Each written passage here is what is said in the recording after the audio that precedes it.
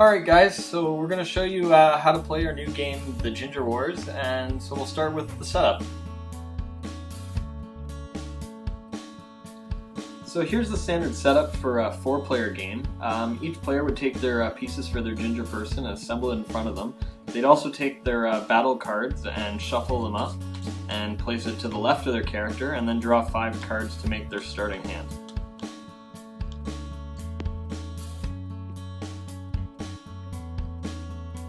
So on your turn, you're going to pick a player that you wish to attack.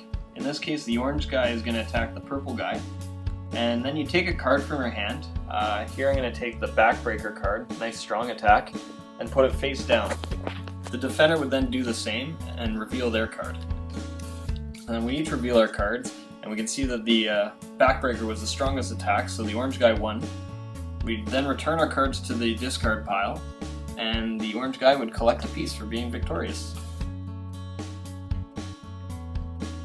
So a couple turns have passed, and it's back to the orange player's turn. Now he could choose who he wants to attack again. You can choose this guy or this guy, but just for convenience for my cameraman, I'm going to attack the purple player again. So it's a little bit different this time now, because the purple player has lost a piece.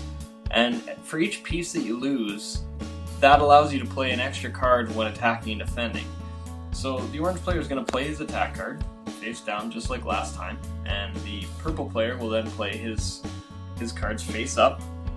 So we reveal the cards, and we can see that the purple player played the stronger attack, so he successfully defended himself. So because he was the only defender, he's not actually going to collect a piece, he just protected himself, and the orange guy is just neutral, and it goes on to the next player's turn.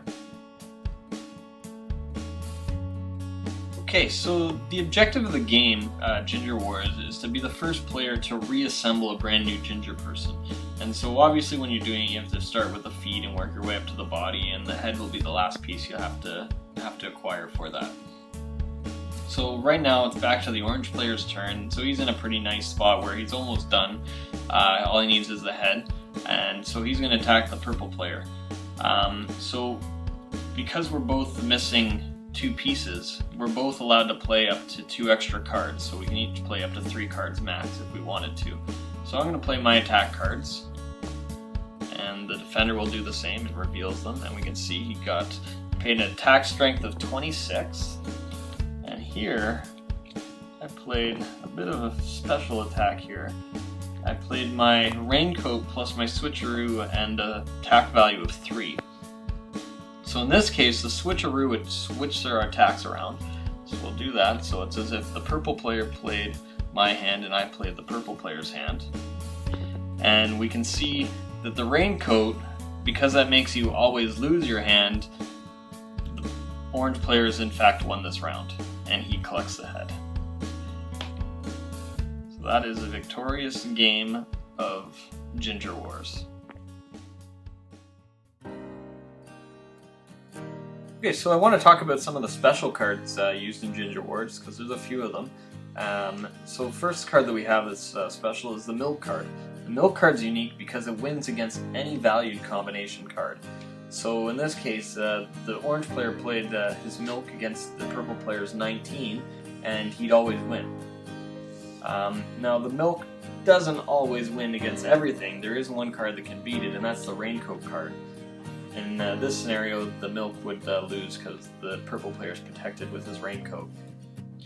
So the raincoat's another special card because it always loses against any valued card. So in this case, if the orange player played a 2, he'd win because the raincoat card always loses except against the milk.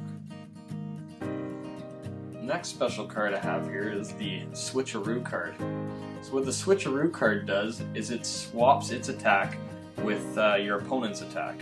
So in this case, they'd swap, and it acts as if the purple player had played a value of 6 card, and the orange player had played a value of 8. So in this case, the orange player would win. And the last card on attack show is called the redirect card. So what the redirect card does is it allows the player to choose another person on the table who they have to attack. So in this case, the orange player is forced to attack this guy over here. orange player would have won.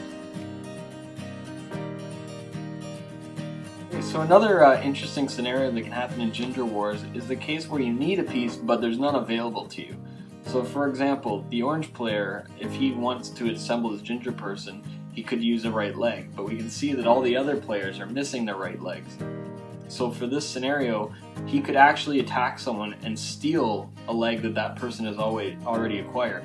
Now this case is only as a last resort, and you can only do it if none of the other players has the piece that you need. Okay, so another fun rule in Ginger Wars is the concept of the desperate player. Now the desperate player is always the most recent person to have been attacked. So in an example, let's say the blue guy attacked the purple player is considered desperate. And what being desperate means is that if somebody else were to attack you in a later turn and you're considered desperate, you can actually steal a piece from them, which is kind of a fun rule. So let's say blue guy attacks purple, he's considered desperate. Now the orange guy is going to attack purple. So make my attack.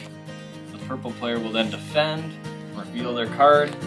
You can see that their 7 beats 5. On a normal turn, this would have just been a normal defense and nothing would happen, but because the purple player was desperate, they actually can take a piece. They'll take a piece here.